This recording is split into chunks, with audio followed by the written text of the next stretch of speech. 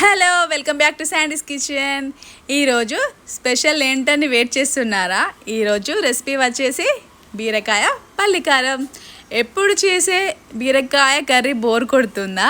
అయితే నేను చెప్పే ప్రాసెస్లో బీరకాయ కర్రీని ట్రై చేయండి. చాలా టేస్టీగా ఉంటుంది, తింటుంటే ఇంకా తినాలనిపిస్తుంటుందండి.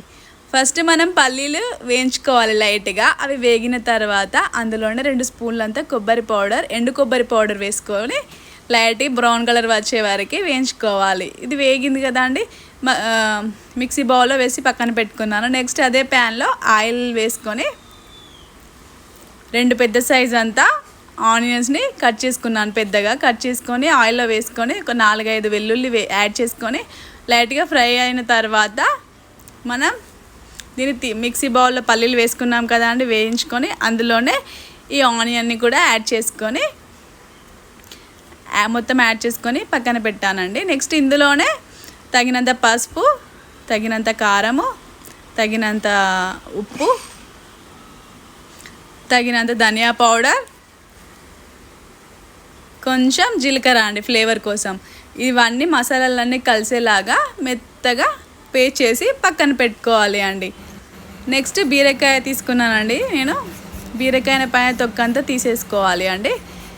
మంచిగా మరీ మొత్తం తీసేయకూడదండి, లైట్గా తీసేసుకోవాలి.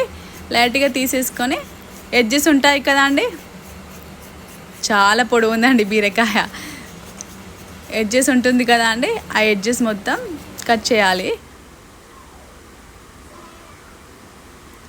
ఇలా హాఫ్ కట్ చేసుకొని మనకు సేమ్ ఈక్వల్ సైజులో ఉండేలా కట్ చేసుకోవాలి అండి. అన్ని పీసెస్ కట్ చేసుకున్న తర్వాత మంచిగా వాటర్లో కడుక్కున్న తర్వాత వీడియోలో చూపించిన విధంగా ఇలా ఒక్కొక్క పీస్ని తీసుకుంటూ కాట్ పెట్టుకోవాలి అండి. ఇలా అన్ని పీసెస్ని ఇదే విధంగా కాట్ పెట్టుకొని పక్కన పెట్టుకోవాలి.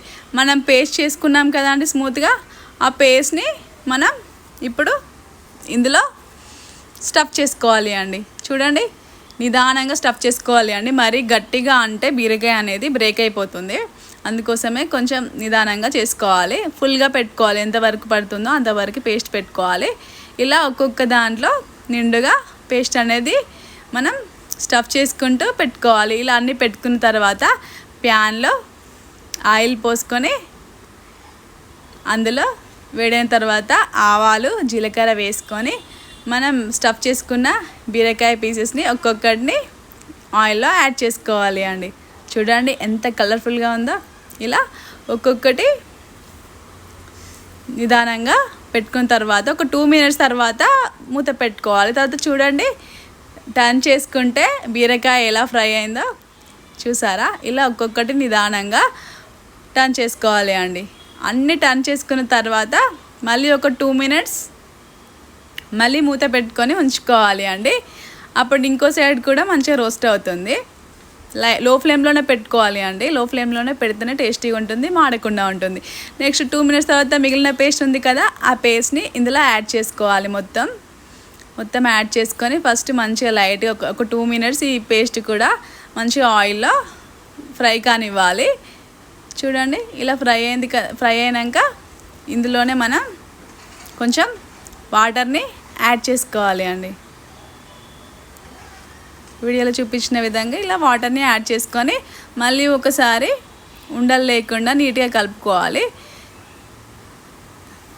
కలుపుకున్న తర్వాత ఇందులో ఎన్ని వాటర్ పడతాయో అంత మళ్ళీ వాటర్ యాడ్ చేసుకొని మళ్ళీ మంచిగా కలుపుకొని మూత పెట్టుకోవాలి అండి. చాలా బాగుంటుందండి, చాలా అద్భుతంగా ఉంటుంది, చాలా బాగుంటుందండి. చూడండి ఎంత బాగా వచ్చిందో. పైన ఆయిల్ అనేది తేరే వరకు ఉంచాలండి. చూడండి ఎంత బాగుందో, చాలా టేస్టీగా ఉంటుందండి. తింటుంటే ఇంకా తినాలనిపిస్తుంది. బీరకాయ పీస్ కూడా చూడండి ఎలా ఉడికిందో. అంతే అండి. పైన కొత్తిమీర యాడ్ చేసుకొని ఒక 2 మినిట్స్ మళ్ళీ మూత పెట్టుకొని తీస్తే బీరకాయ పల్లికారం రెడీ అయిందండి. Thank you for watching. మరిన్ని వీడియోస్ కోసం శాండీస్ కిచెన్ని సబ్స్క్రైబ్ చేసుకోండి.